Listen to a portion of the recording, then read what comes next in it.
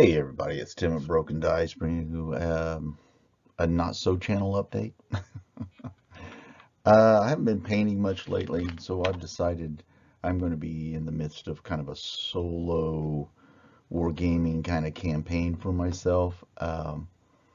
Just take a little bit of break from just grinding out, unit after unit after unit. Sometimes I like just to put my stuff out, get a little game in.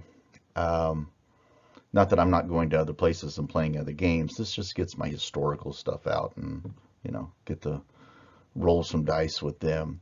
So let's take a look at the rule system I'm going to use, the method I'm going to use to guide me through this thing, and some diplomacy and some strategy. And this video is just going to be like a synopsis of everything. I'm going to go through these slides fairly quickly. What you can do is pause it, take my monotone voice out of it, you know, um, and just read through these things.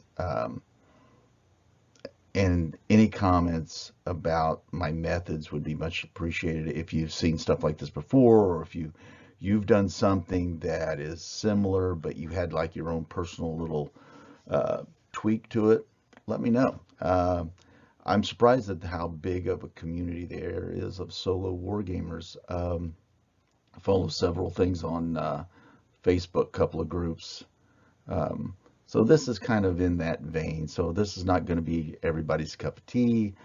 Some of the strategies and stuff I put in my campaign work well with human opponents as well.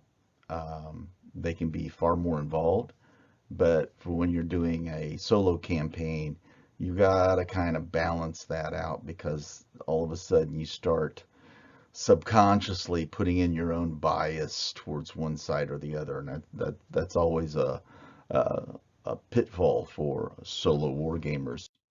Okay, background. Let's talk about what was my inspiration for this. When I look at like Caesar's campaigns in Gaul and Rome's conquest of the Iberian Peninsula, uh, Spain, for those that don't know, these tribal societies had a very hard time resisting Rome's, for a bit lack of its homogenous sort of uh, construction. It had one leadership structure. That's what I mean. One leadership structure. It's kind of was almost like the modern state versus a bunch of small tribal areas. Um, that's the background. That's why I find this very interesting. That's why I want to campaign something like this. Um, I think there'll be a lot of variety and a lot of different things that come up. A lot of surprises, probably. Okay, guidance.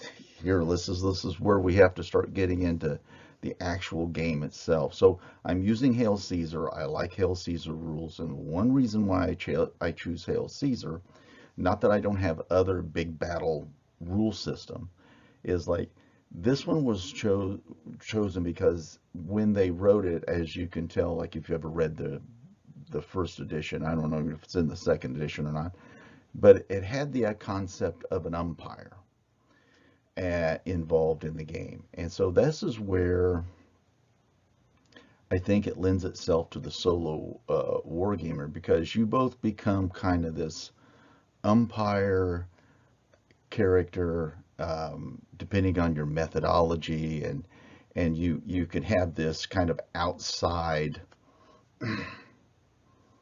let's call it an analog AI, where you have options and charts and stuff that can lend itself to giving you different situations that you may have to overcome, or uh, changing up the way the game actually plays for you. Okay?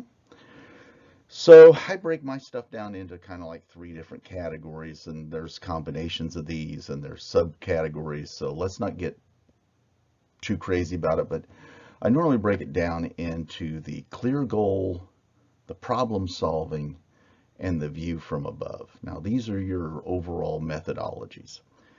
The clear goal, to me, that is your search for a historical outcome. let's say you're playing Gettysburg or Agincourt or any other sort of historical battle. And what you're trying to do is, within every game system, you're trying to get as that close as you can to that historical outcome. And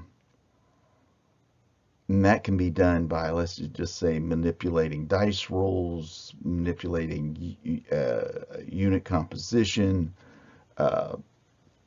that there may be something inherent within the rule system that you chose that prevents you, so you need to kind of tweak that a little bit so the game plays out the way the historical event took place.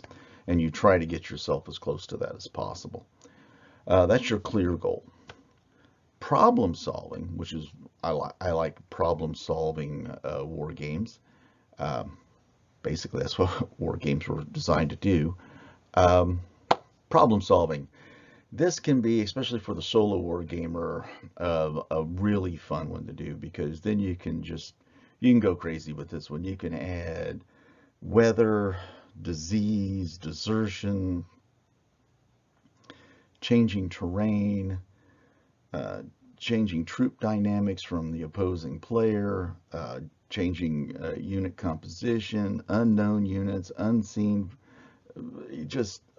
there's just a plethora of things. And normally what I try to do is I try to narrow these things down into historical examples of what actually happens. Like the Stanleys at what was it, Bosworth, where they kind of stood back and waited. And what's really intriguing about this, that sort of thing, is because they're during I think it's the Battle of Sekigahara in Japan, where one daimyo kind of played that Percy role. He didn't engage and then switch sides at the last minute, and you had this unknown sort of thing to deal with. Yeah, different examples, especially like when you're playing sieges. How much does disease play into your siege? That could run rampant. A lot of sieges were stalled because of disease. So lots of different options. And then one of the ones that I like to utilize too is what I call a view from above. This is where you become more of the manager type. This is where you become more of a guiding force in the game, where the game kind of plays out, and you want to take your decision making out of the game as much as possible. This is kind of just the opposite of a problem solving, where you're making a lot of decisions. Here you're not making a lot of decisions. You're almost like you want to get the feel that you're watching something. You're watching a movie play out. You're watching this thing play out in front of you. And so a lot of your choices need to come down to either playing of cards or rolling of dice, really taking yourself out of the game. And like I said, there's myriad examples of this, and so many combinations of all these threes and subcategories. It's, there's probably been a gazillion books written on solo wargaming that could help you with the methodologies and stuff. I don't need to keep preaching about this one. Okay, game style. Like I said, I chose view from above. All the stuff will be decided by dice rolls in accordance with some sort of historical sort of feel for it. Like, let's just say like Celts, the Gauls that fought Rome. If you read a lot of Caesar's sort of battles and stuff, that they were the type, like if you have like a situation in Hail Caesar where you're able to do like a sweeping advance or a sweeping charge into another unit. For a Gaelic unit, even Iberians or Celt Iberians, it would be very culturally correct for you to continue on that motion just as often as you can, because I think that's the way they would play.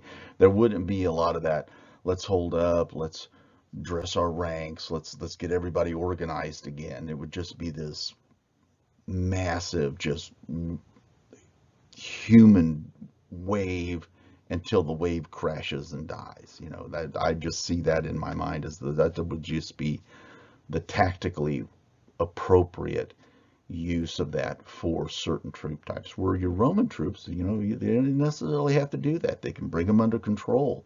See, that was their advantage. They could bring that under control most times. But there, if you read, there's a lot of examples where Roman troops went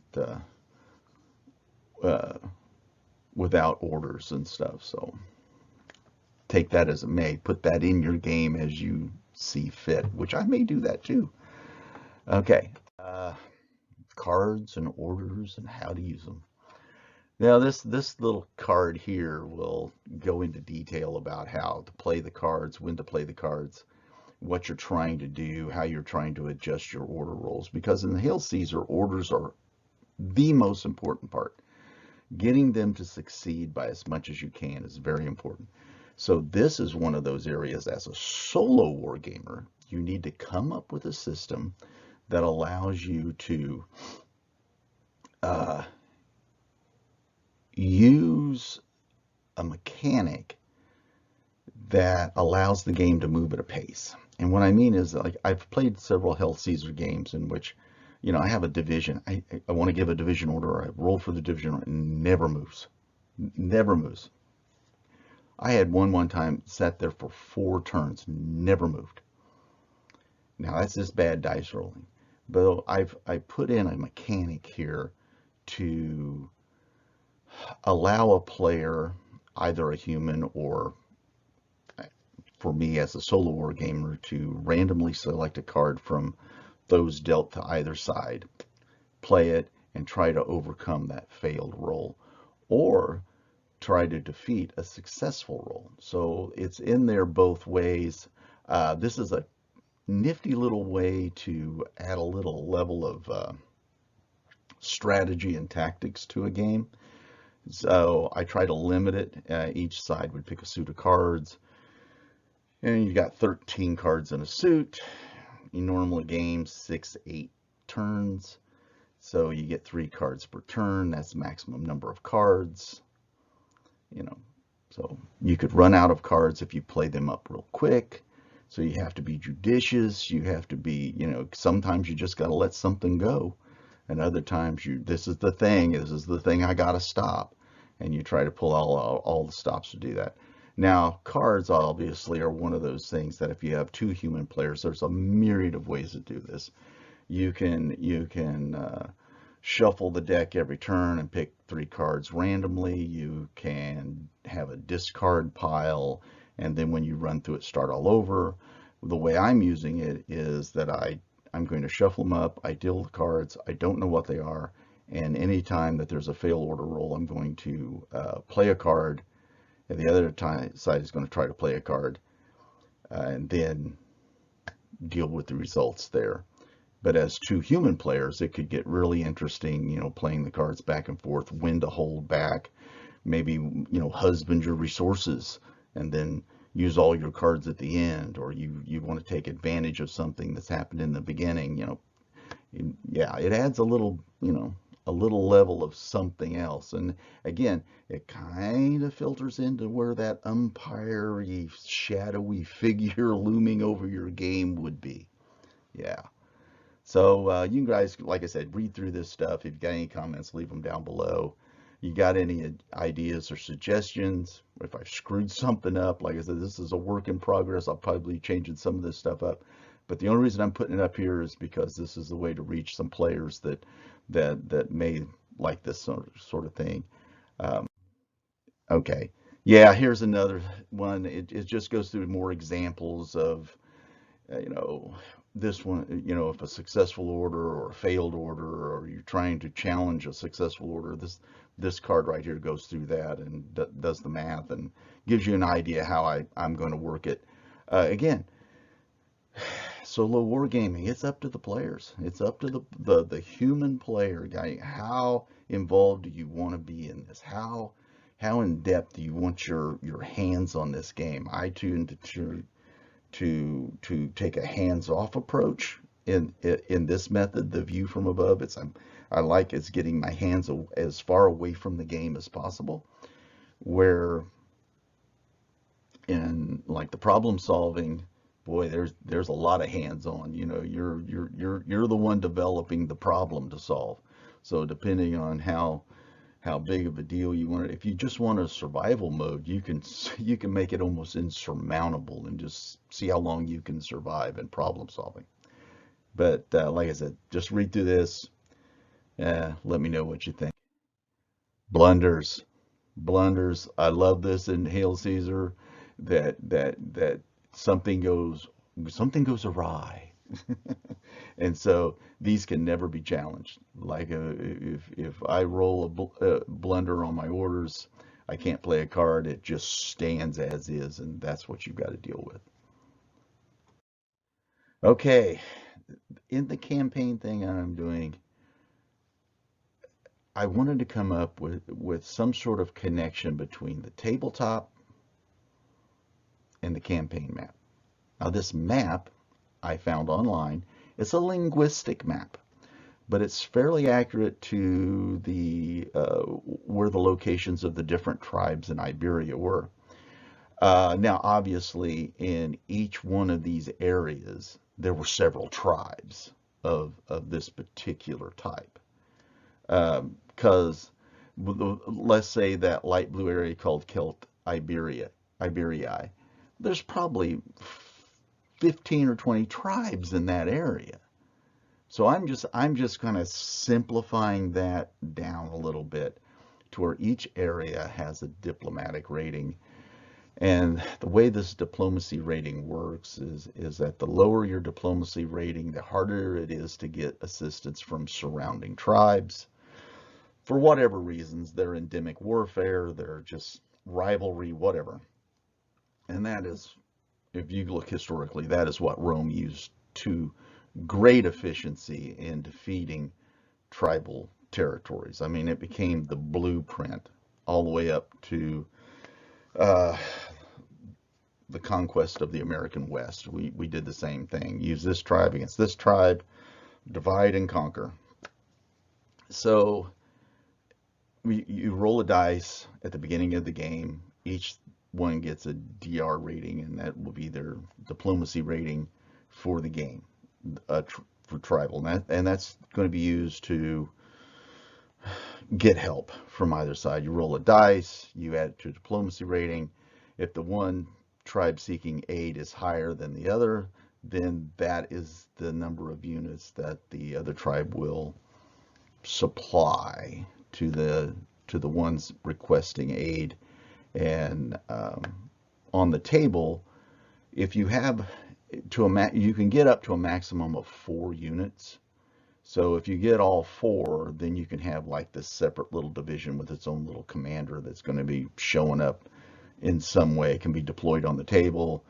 You can make up your own little chart. I've got a little thing where I'm going to, if it's random, so I never know where it's going to come in at or how it's going to be played. If it's less than that, then they can be added to an existing division within your deployment. Or one of the things that I like to do, like if players don't have enough models to add units to the table, you can recycle units. A unit that's been destroyed can come back. It can come back on a random table, and it represents units showing up late.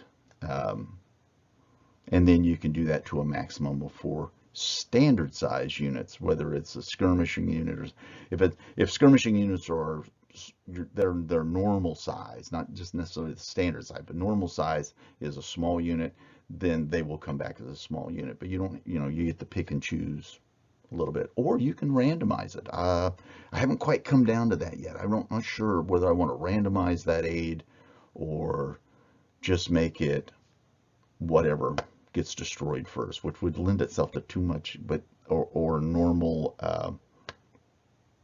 division makeup where it can have, if it's got 4 units, one of them can be a skirmisher and the 3 of them will be combat units of different varieties. So that's how that diplomacy rating is going to work. The Roman player, on the other hand, excuse me, because of Rome's ever-changing diplomatic reputation in Iberia, mostly going from middle of the road down, rarely up. Um, every turn, Rome is going to roll for a new diplomatic rating. And the way that they can, oh, excuse me, affect the campaign this way is that, say a tribe is seeking aid from another tribe. They were successful in their request for help. Rome can then roll a dice and add it to their current diplomatic rating for that turn. And if they are higher than the successful tribe, then that tribe gets no help. So that's how I'm going to use the diplomacy rating in the game. I think it'll be interesting. It'll be interesting to see how many units can show up and affect a game or that sort of thing. And this is on this slide shows that the diplomacy on the table, how those things actually affect the table, and that's what I like. I don't like having things that sit outside the table that really, you got to have it affect the game itself. You know, I don't like it. It's almost like, you know, some things you can have a game within the game where it's all over here, but it doesn't affect what's going on the table. I prefer to have it affect what's going on the table. Okay, conquered territories. Let's just say Rome conquers a territory and has moved on to the next territory. Well, if they suffer a defeat, if the Romans suffer a defeat, then there's a chance that this tribe that has been subdued will revolt. Again, you roll a die 6, you add it to that tribal diplomacy rating, +1 for each Roman defeat in that campaign turn. If you have several players in the campaign, you say you have 2 or 3 Roman players, and 2 out of the 3 lost battles that turn, then you get to add 2. So if you kill the Roman commander in the battle, you win a decisive battle, you know, you get to add to it to see if they revolt. And if a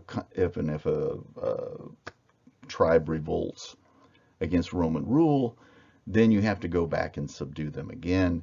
And the easiest way to do that is to kill the leader of the rebel army. Or you have to, you know, if the rebels win the first battle, you still have to continue fighting until you can subdue that territory. That can slow down your conquest, and that's basically what happened in Iberia. That's why it took Rome so long. There was always revolts, always rebellions. They had to go back and keep reconquering the same territory. But once a territory is subdued and stays, let's say it doesn't rebel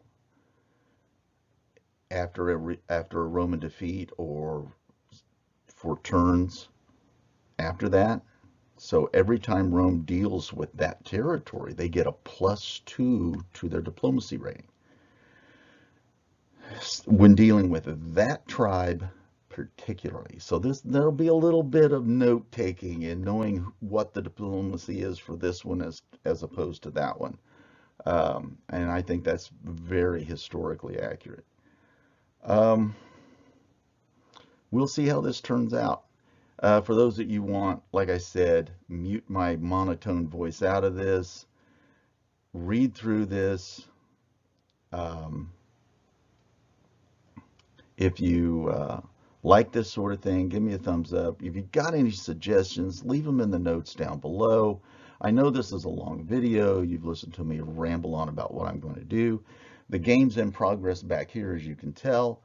And like I said, subscribe if you haven't. Leave me a comment down below. Let me know what you think, good or bad.